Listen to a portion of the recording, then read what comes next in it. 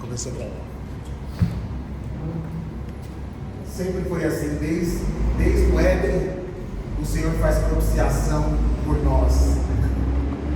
A gente vê em Jesus cumprido esse ato final, definitivo, aquilo que estava oculto desde a fundação do mundo. Mas desde o Éden, o Senhor procura por nós e diz: onde você está?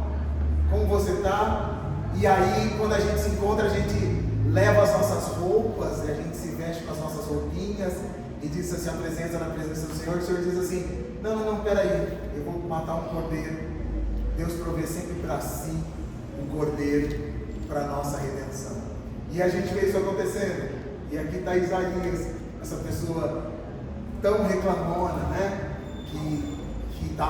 Ele ser o profeta do templo, né? Uma pessoa que está lá indignada com as coisas, e de repente ele entra no templo do Senhor e ele vê o Senhor assentado no alto sublime trono.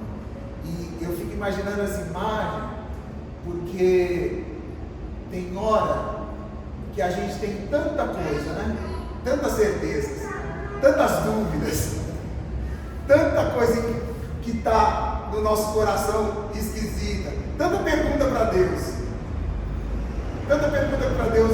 e a gente, quando entra na presença dele, imagina a gente entrando agora, e ele está aqui entre nós, entrando na presença dele e vendo a cena, o Senhor assentado no alto sublime trono, os serafins voando e clamando: santo, santo, aquele que é separado, aquele que é absolutamente outro, aquele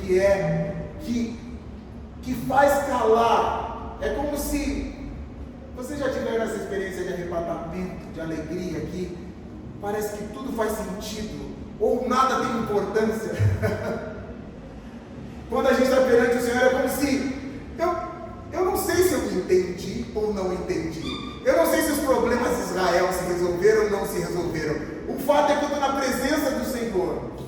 E na presença do Senhor, a primeira coisa é o que Pedro faz: afasta de mim, Senhor, porque eu sou pecador. Pedro gruda no pé de Jesus: afasta de mim, Senhor, porque eu sou pecador. Nos pés dele. Na presença de Deus é como se a gente tivesse uma espécie de revelação sobre quem a gente é e sobre quem Deus é. E quando a gente diz: eu vou desfalecer, ai de mim, não dá para mim, não dá para mim. Aí o Senhor provê para si e diz assim: eu vou pegar um instrumento que pega brasas, vou pegar uma brasa e vou colocar do teu lado, e eu vou afastar de você a sua iniquidade, e eu vou espiar o teu pecado. É esse trabalho do Senhor. É esse trabalho que Jonatas diz para Davi assim: olha, quando Jonatas vai repreender Davi, ele diz: o Senhor já te perdoou. E é exatamente porque o Senhor já te perdoou que o Senhor começa a tratar com a gente. O Senhor começa a tratar conosco a partir do perdão dele. O Senhor não fica com raiva da gente para depois fazer as coisas. Eu vou ver se eu confesso. Eu ainda estou muito rancoroso com vocês. Não, ele primeiro perdoa. O próprio ato de criação é signo do perdão de Deus para nós. A criação já nasce sobre o signo do perdão de Deus. Então ele perdoa. Primeiro ele perdoa. Exatamente porque ele perdoa é que pode haver justiça. Porque só há justiça de verdade quando há perdão. Porque senão a gente só tem vingança. Então o Senhor perdoa. O Senhor perdoa a gente de antemão e trata conosco. Mas eu me lembrei disso porque, e essa é a minha oração nessa tarde, eu estava aqui orando e falando: puxa, eu estou sentindo um calor hoje aqui, é um calor mesmo, mas me lembrou as tardes de oração da minha mãe. Me lembrou quando eu ia para o ciclo de oração com ela, e era esse calor. E eu tive saudade das lágrimas correndo quente também, sabe? Esse calor, que a oração vai crescendo, a gente vai crescendo, e aí a presença de Deus vem sobre nós e parece que tudo está certo.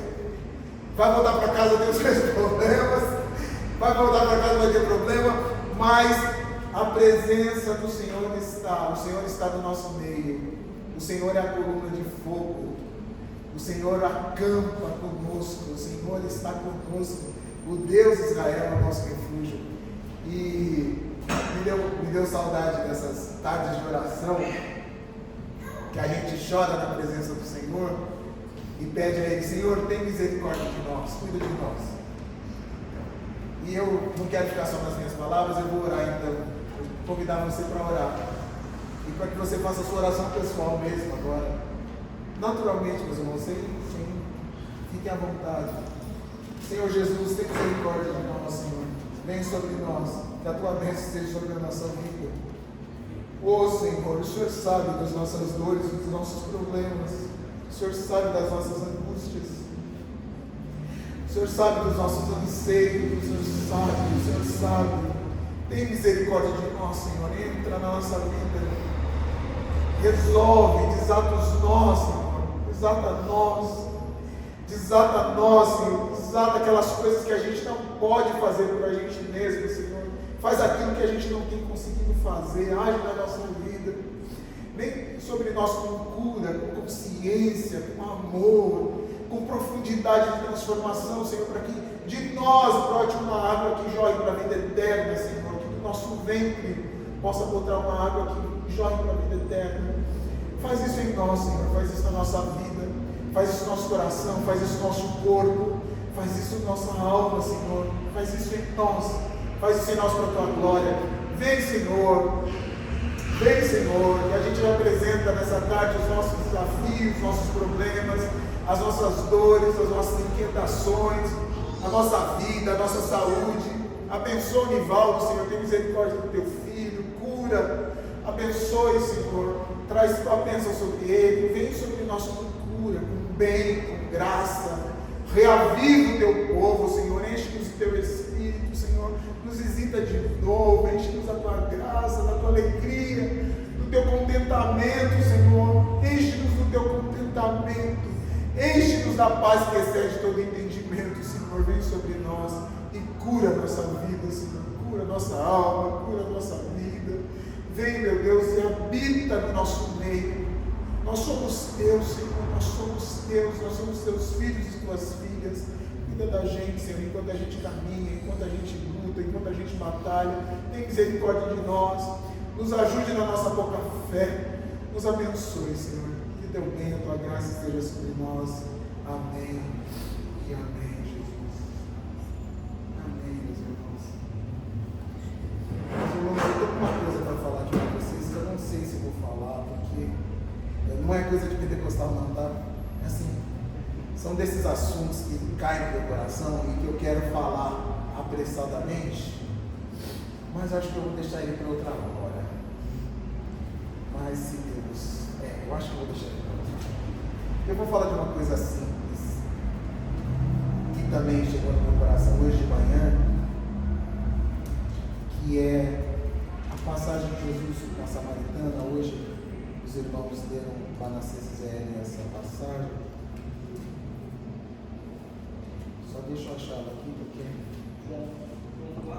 João 4, aí tá vendo? É bom ter um teólogo, pastor que já serve. Eu falei nessa intenção mesmo. Eu vou pegar aqui.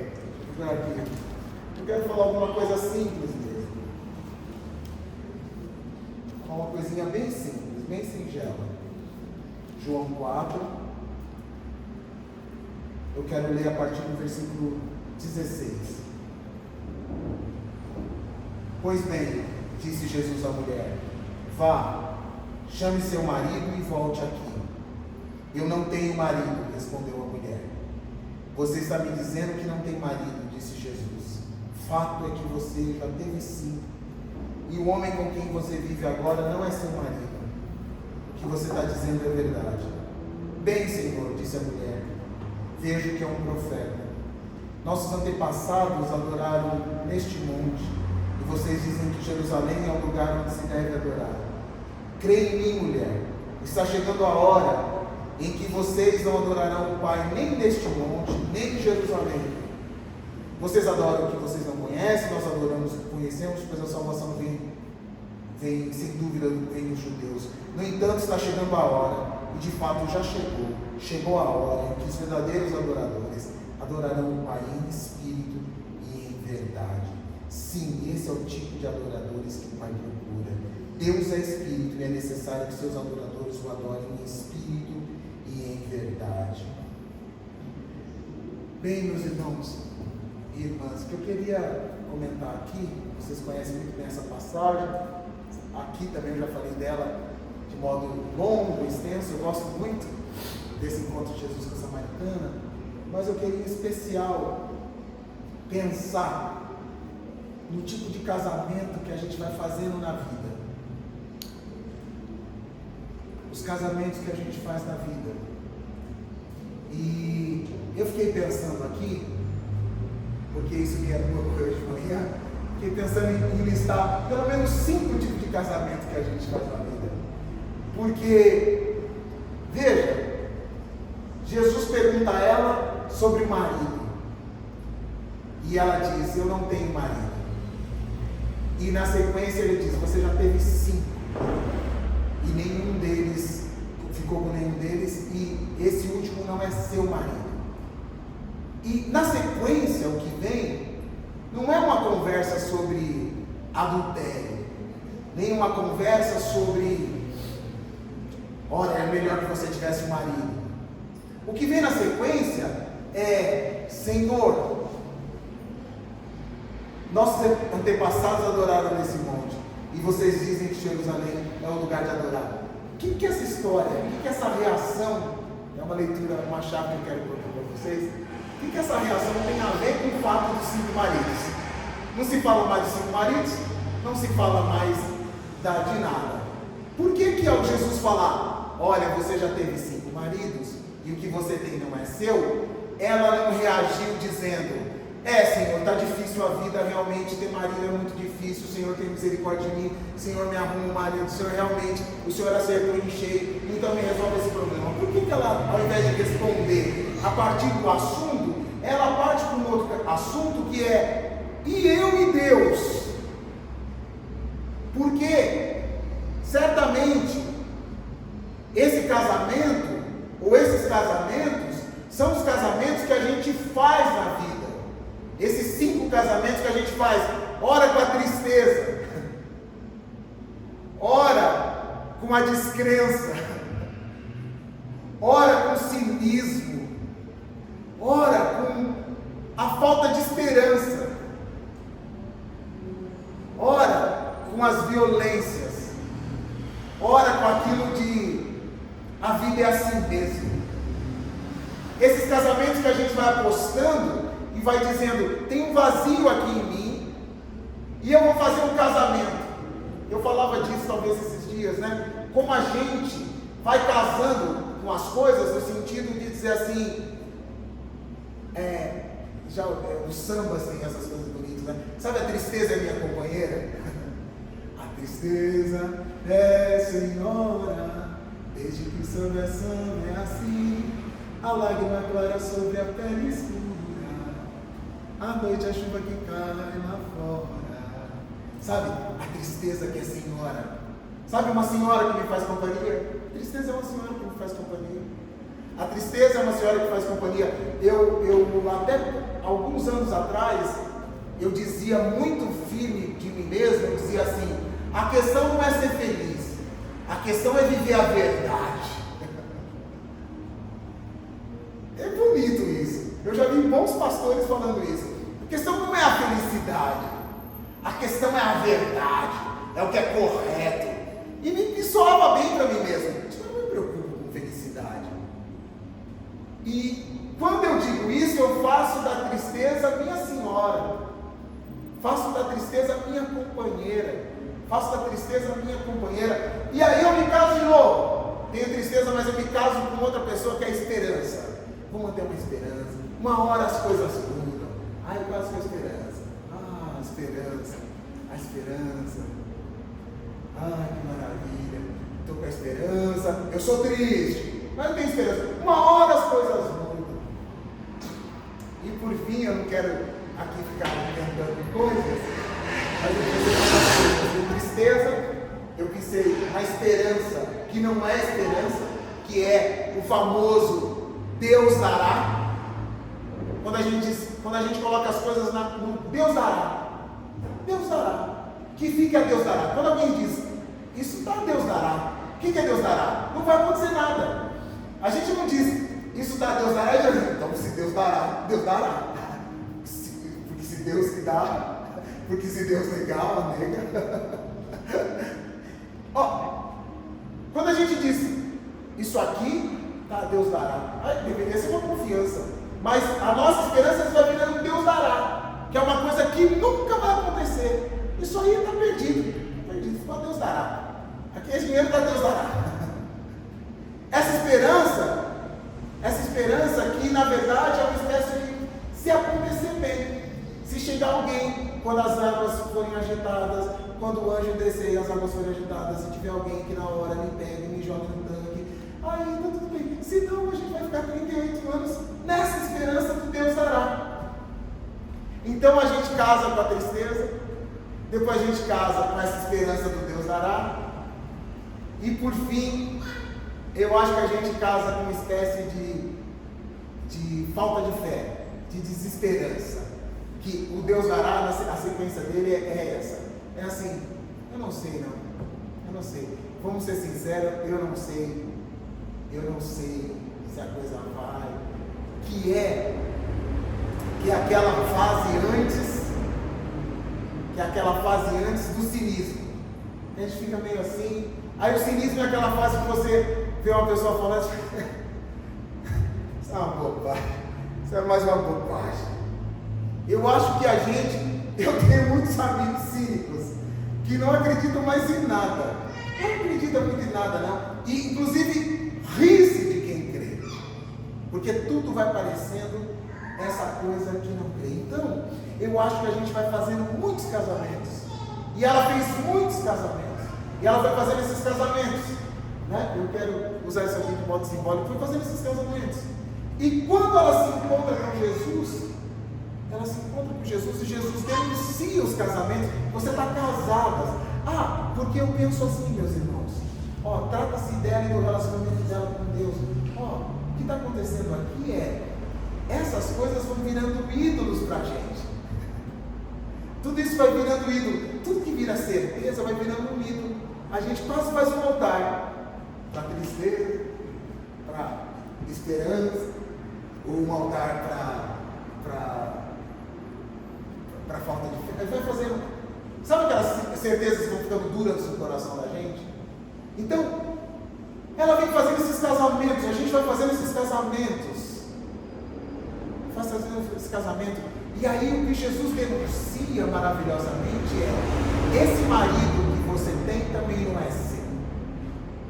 O que me faz pensar que você não é sua tristeza, você também não é só falta de fé. Isso é só uma coisa, isso é só um aspecto, isso não é você, que é outra coisa que a gente vai dizendo, eu sou assim. A gente vai se petrificando nos nossos casamentos.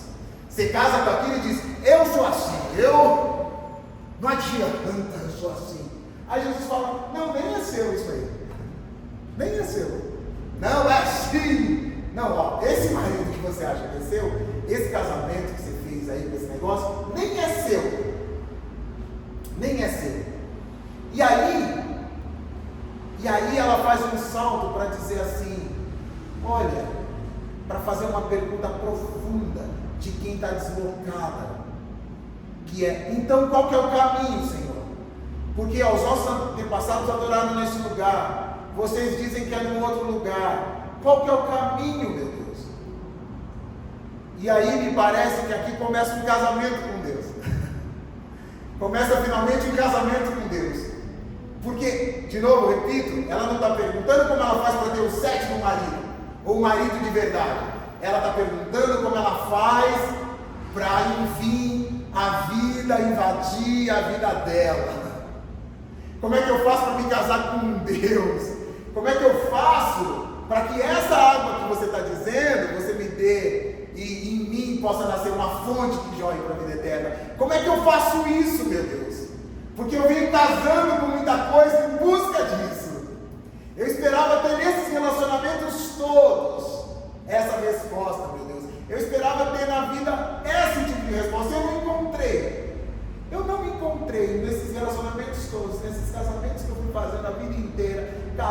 agora vai. Isso aqui vai. Aí agora vai. E eu fiquei pensando, puxa vida, agora o Senhor está dizendo para ela. Ela diz, então me dê a orientação, me dê o lugar certo. Como é que eu me caso com isso? Como é que eu me filio a isso? Como é que eu me relaciono com isso? Porque de verdade, as orientações que eu tenho são todas confusas. O pessoal aqui da Casa Cresci diz que o caminho é por aqui. Você tem que fazer isso, tem que fazer aquilo, tem que fazer aquilo outro. Vocês que são os bambambãs aí, os grandes religiosos, dizem que é outro negócio. Não, você samaritano não tem nem chance. Você tinha que sair daí, sair desse lugar, vir morar aqui perto da gente, para ver se a gente aceita você. Sei lá o que, qual seria a solução. Aí Jesus responde a ela, olha, chegou a hora. Ele responde para ela, está chegando a hora que vocês não adorarão o Pai, nem neste monte, nem em Jerusalém. Está chegando a hora que vocês adorarão o Pai, nem neste monte, nem em Jerusalém. E se a gente parasse, colocasse um ponto aqui, a gente perguntaria a Jesus, meu Deus, onde é Jesus? Onde o Senhor vai montar a sua igreja? Onde vai ser a sua igreja, meu Deus? Que eu quero ver. Então vai ser uma igreja nova, uma church, vai ser um negócio novo, um movimento novo. O que vai ser, meu Deus? Onde vai ser? Nem nesse monte, nem no outro. E a gente fica esperando, qual é o lugar? Quando você vai lançar a sua igreja? Aí ele diz essa coisa que para mim tem a ver com a tradição. Ele está fazendo uma correção, eu diria, ainda religiosa, dizendo, vocês adoram o que vocês não conhecem, porque a salvação vem dos judeus. Mas ao mesmo tempo ele está dizendo, você precisa me conhecer. Eu sou a salvação, eu sou o caminho, a verdade e a vida. Sou eu que estou dizendo para você, sou eu que estou falando com você. E aí ele diz, você tem que saber que a salvação é dos judeus, porque eu sou um judeu, estou aqui. Então não tenha raiva de mim. Você pode ter um monte de judeu que for ruim com você, mas a salvação vem dos judeus, porque eu estou aqui, eu sou eu, Messias. Ele vai dizer para ela na sequência. E aí ele diz essa coisa linda, que chegou a hora e os verdadeiros adoradores adorarão o Pai em espírito e em verdade. Isso é o tipo de adoradores que o Pai procura. Deus é espírito, é necessário os seus adoradores o adorem em espírito e em verdade. E a gente fala, que tal coisa é essa, adorar em espírito e em verdade? É óbvio que tem milhões, dezenas de interpretações para isso, mas o que eu queria, geralmente a gente pensa adorar em espírito e em verdade, essa coisa de adorar emocionado. Mas o que ele está dizendo para a gente é Deus é espírito. E aí me faz lembrar muito o Gênesis, que é Deus nos faz em parceria com a terra. Ele faz com a terra. Elohim nos faz em parceria com a terra, vai lá e nos produz e faz bonito. E aí a gente está lá.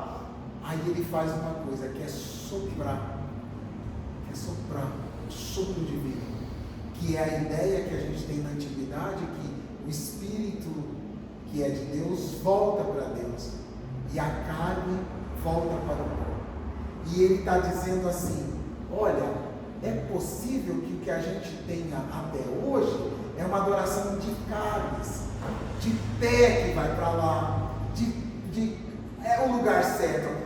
Isso é tudo coisa do corpo e da carne.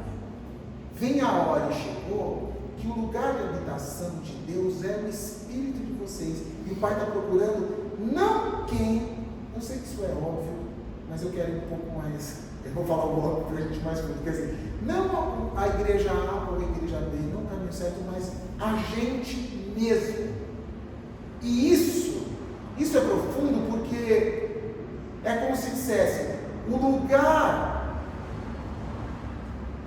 de adoração, e aí pense a adoração como não o momento do louvor, pense a adoração como um jeito de viver, pense a adoração como uma forma de vida, pense a adoração como um estado perpétuo de assombro diante de Deus, e diante da criação, e diante da glória de Deus. E aí ele está dizendo, o lugar de culto, o lugar onde a gente faz esse negócio, o lugar onde a gente faz as nossas orações, é em espírito e em verdade. Então é primeiro em espírito.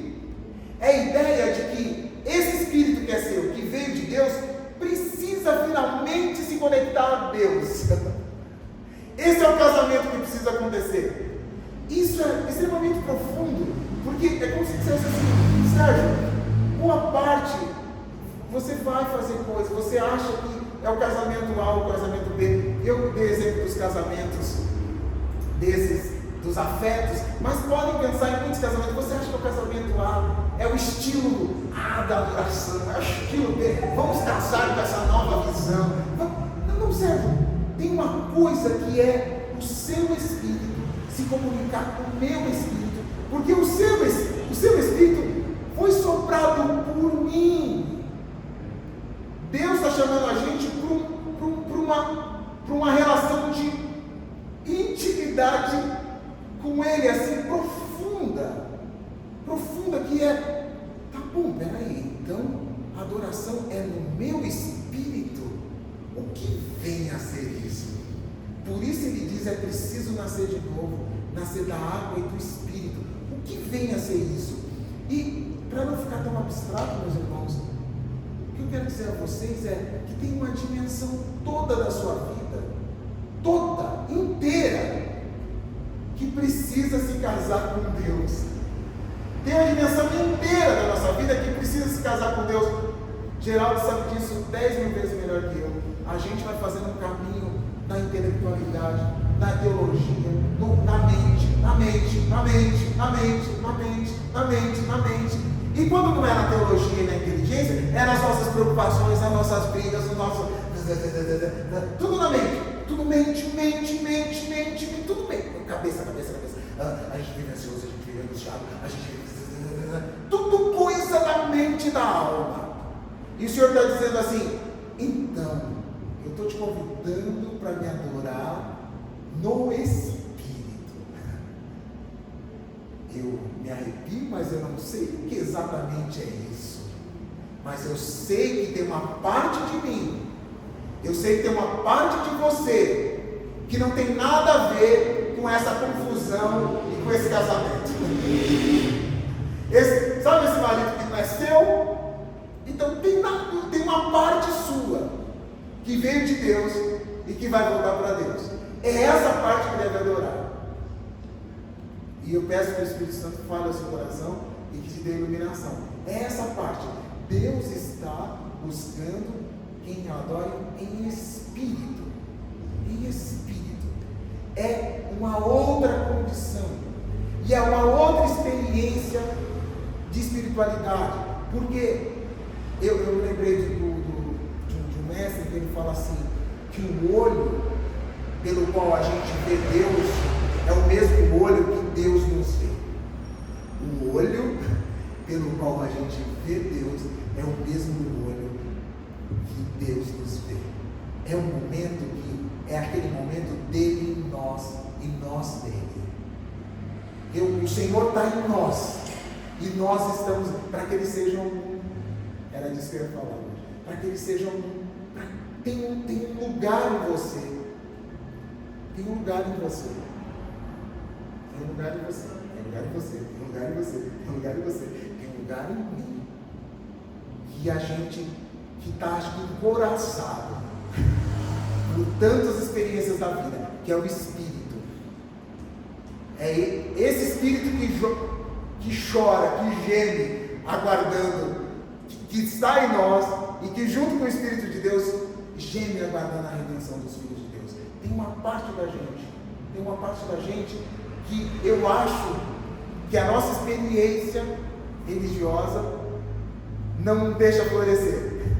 Porque a nossa experiência religiosa é: você é católico ou protestante, no mínimo. Você é da igreja mais para cá ou mais para lá. E ele está dizendo: não, tem um lugar em você. Isso é libertador. Porque você mora num lugar, né?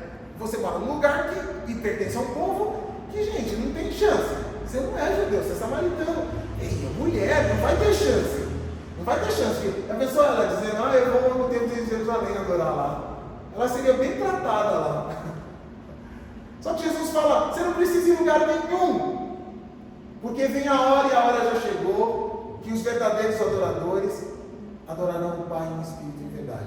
E a gente sabe que os profetas já diziam: Deus não quer construção de nenhum templo, porque Ele habita com quebrantado de coração. Ele escolheu habitar em nós. Só que essa experiência do habitar em nós é complicada para a gente, porque a gente sempre está pensando num Deus fora. A gente tem uma religião de transcendência muito forte. Então Deus sempre é o Pai que a gente tem que alcançar. Oh Pai, está longe.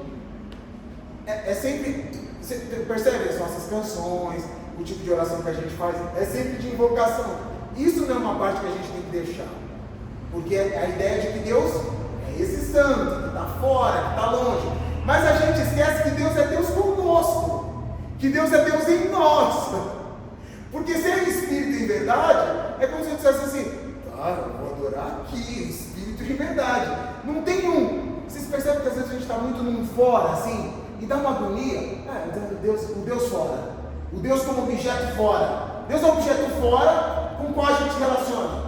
Por isso tem todas aquelas teologias que dizem, como é que a gente faz para mover o coração de Deus? Como é que a gente faz para movimentar Deus? Como se ele fosse uma grande energia, uma coisa manipulável que a gente consegue ficar ali.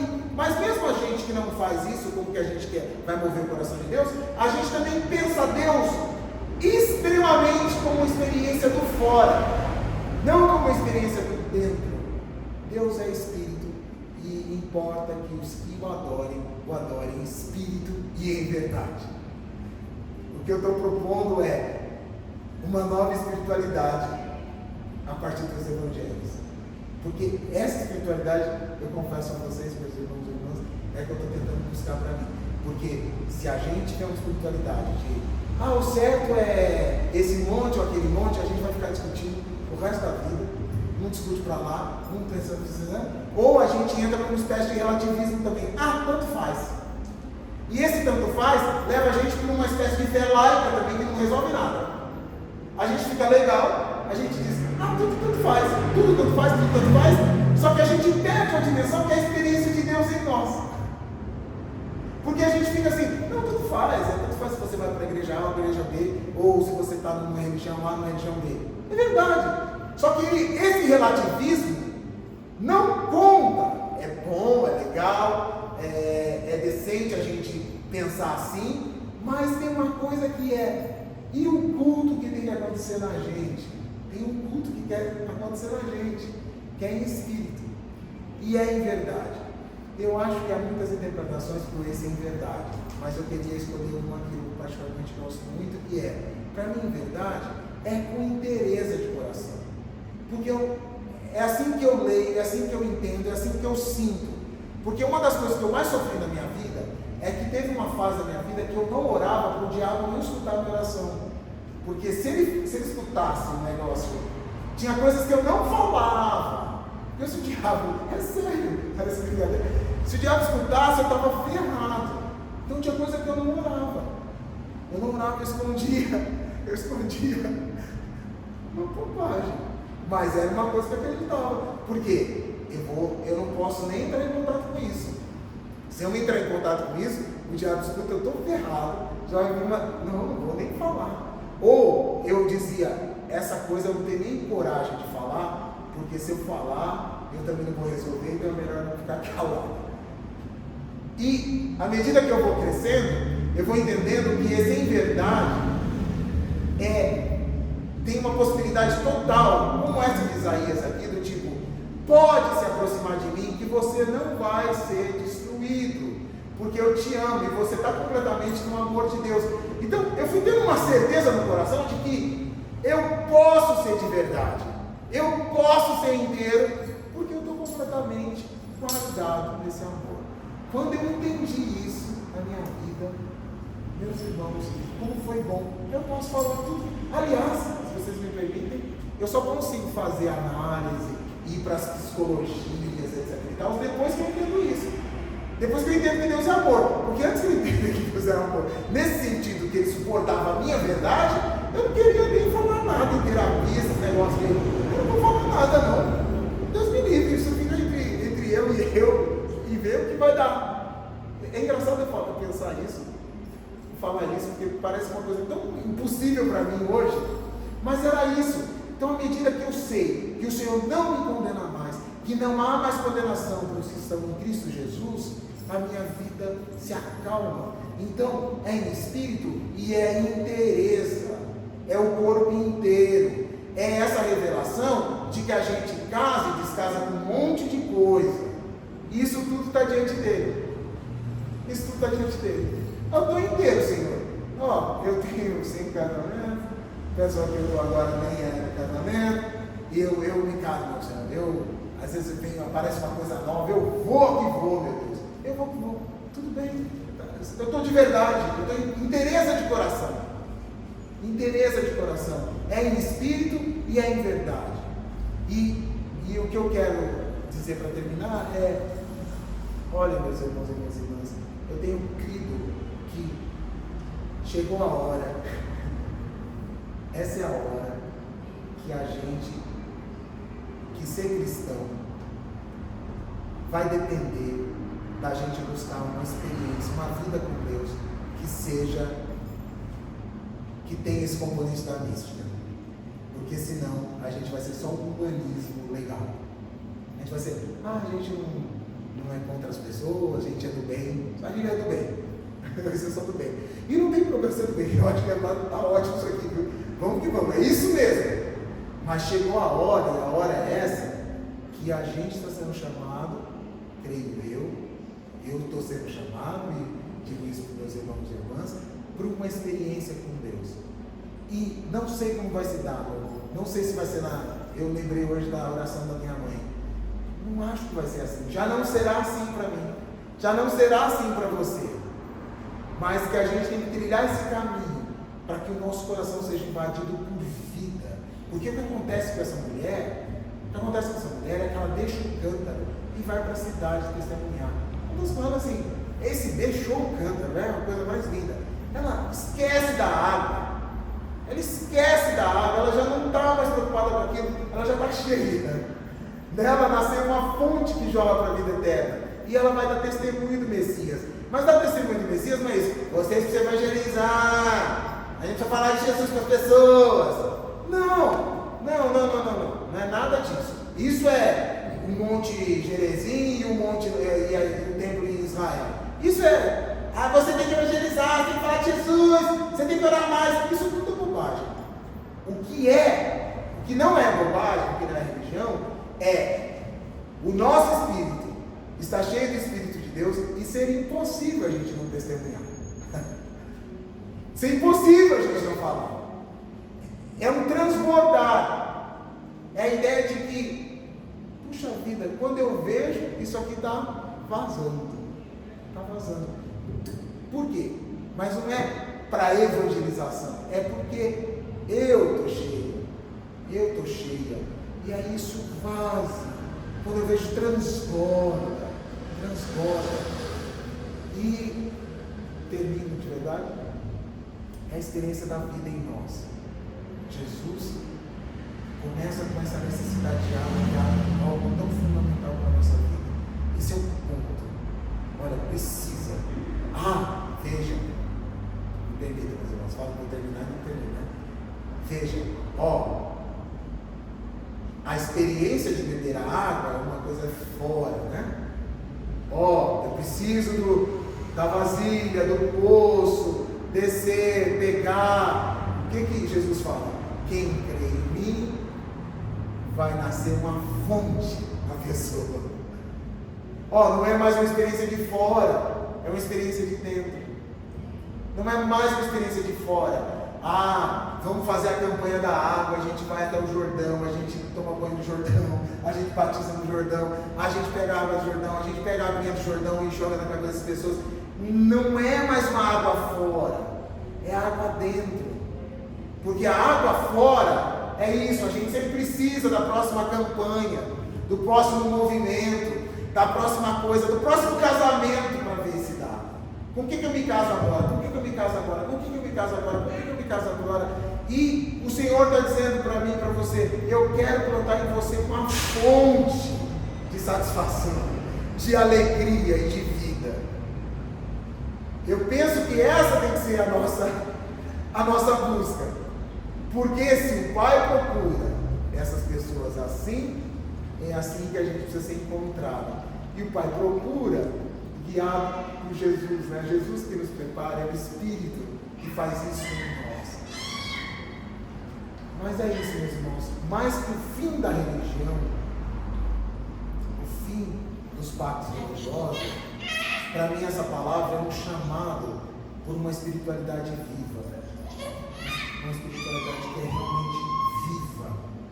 É como se, meu conselho, se eu puder dar um conselho para vocês, minha palavra para vocês hoje, para mim é: puxa, a gente deveria orar essa semana, pedindo isso a Deus. Senhor, me faz discernir o que é essa coisa de te adorar em espírito. Faz, Senhor, o que é esse meu espírito? Eu aprendi uma oração com os místicos que eu faço, que às vezes eu faço, que é: Senhor Jesus Cristo, tenha misericórdia de mim. E falar isso até que aquela oração seja uma oração do coração, não mais da mente. Senhor Jesus Cristo, tenha misericórdia de mim. Eu confesso a vocês que teve um dia que eu tive uma experiência maravilhosa com isso. Eu senti uma coisa que eu nunca esperava. Não estou, escute com bons ouvidos, não estou aqui fazendo propaganda não. Só estou dizendo que, sabe uma outra oração? Falar uma coisinha pequena. Senhor Jesus Cristo, tenha misericórdia de mim. Senhor Jesus Cristo, tenha misericórdia de mim. Senhor Jesus Cristo, tenha misericórdia de mim. O coração, até que a sua oração caia no coração. Seja essa, seja outra, mas até que a oração seja um bater do seu coração. Senhor Jesus Cristo, tenha misericórdia de mim. Para mim, isso é orar sem cessar. A gente chegar num estado que que o coração da gente vai ficando em paz, e que a oração, a gente começa a ter uma oração do coração, sabe? Oração do coração. Oração do coração. Porque, prometo que vou terminar. Porque imagina essa mulher, ela não deixou de morar em Samaria, ela não deixou de ter problemas matrimoniais, ela não deixou, agora então Jesus chegou, ela não deixou. Mas eu tenho certeza que a partir daquele dia tinha nela uma fonte que jorrava vida eterna. E todas as vezes que ela estava lá, ela sabia: eu estou aqui, eu vou descer lá para pegar água. Eu sei que vocês fazem isso também. Eu vou descer lá para pegar água. Eu vou ali, adorando o Senhor em espírito e em verdade. Talvez ali das mulheres não gostem de mim, mas eu vou adorando o Senhor em espírito e em verdade. Eu sei agora, esse é o ponto. Eu sei agora, porque a gente tem um corpo que é social, a gente tem um corpo que sofre na sociedade, a gente tem um corpo que sofre, um corpo que adoece, um corpo que é rejeitado, um corpo que não é amado. A gente tem um monte de coisa, depende de onde você nasceu, depende de onde você nasceu, depende de tanta coisa. Mas, por isso mesmo, esse corpo é um corpo social, só que esse espírito não é social não. Esse espírito veio de Deus. Essa é a chance que a gente tem de transcendência. Essa é a minha proposta. A chance que a gente tem de transcendência é saber que tem alguma coisa que a gente que não pertence a esse mundo, que veio de Deus. E o que veio de Deus é o Espírito dele que ele soprou em nós. Então, enquanto a gente viva no mundo, num corpo que tem um corpo social, tem uma parte de nós, e é essa que a gente perde, essa dimensão que a gente perde, que é o Espírito que veio de Deus. É como se eu dissesse, é como eu digo a vocês são como Jesus, humanos e divinos. Nossa, Sérgio, cuidado com isso. Não, você tem um sopro divino em você. Tem uma parte de mim, porque o que vai nos salvar, o que vai salvar essa mulher, não é o fato dela se converter ao judaísmo, porque ela nem ia deixar ela se converter, Geraldo, ao judaísmo. Não ia, ela não podia chegar lá, né? Não ia ter jeito, não tinha jeito. Então, não tem jeito de se converter, ninguém vai me aceitar. Olha, ela tem um irremediável. Aqui, hoje em dia, a gente pode ir para a religião do outro, a gente pode fazer isso, fazer aquilo. Ela tem uma questão irremediável. Ela só tem uma saída. O Messias está dizendo para ela: você tem uma parte de você que é teu espírito, que ela veio de Deus, e é nesse lugar que Deus habita, e é ali que ele se comunica com você. Pode ficar tranquilo. se não te receberem em nenhuma igreja, se o pessoal agora te odiar porque você agora crê no Messias judaico, não esquenta. Tem um lugar em você que Deus habita. Tem um lugar em você que conversa com Deus o tempo todo. Tem um lugar em você que você, queira ou não, ele vai voltar para Deus, porque ele veio de Deus, que é o teu Espírito, esse sopro de vida. E é isso que atravessa a nossa vida. Porque se a nossa vida for só essa luta, ela tem que ser, mas essa luta do nosso corpo social, a gente não alcança nenhum nível de espiritualidade que possa nos fazer avançar de verdade.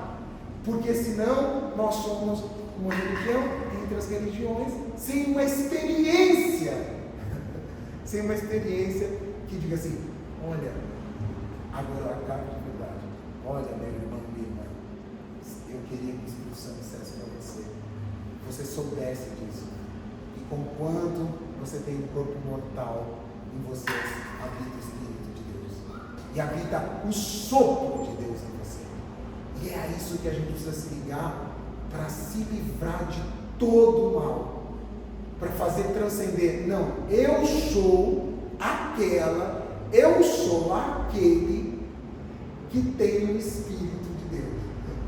O que eu sou? Não, sou um gordinho que precisa se tratar. Você é um gordinho que precisa se tratar. Sua saúde, você tem saúde. Queria correr que nem você, é verdade, é verdade. Tudo isso é verdade, Alice. Eu preciso mesmo mudar minha vida, eu preciso mesmo me tratar, eu preciso fazer um monte de coisa. Mas tem uma parte de mim que é incorruptível, que é o Espírito de Deus. Tem uma parte de mim que ninguém toca, que nada pode tocar. É do Senhor, isso é do Senhor, é a joia do Senhor. E é nesse lugar, é desse lugar que eu tenho que adorar. Eu sei que eu sou de Deus, eu sei que Deus está em mim, e desse lugar, o olho que eu vejo Ele é o olho que Ele me vê. Esse é o lugar que a gente tem que começar a fazer a nossa caminhada, e aí a gente está falando de outra experiência, que não é uma experiência da mente, que não é uma experiência das emoções, que é uma experiência do Espírito. Que Deus nos conduza a esse lugar em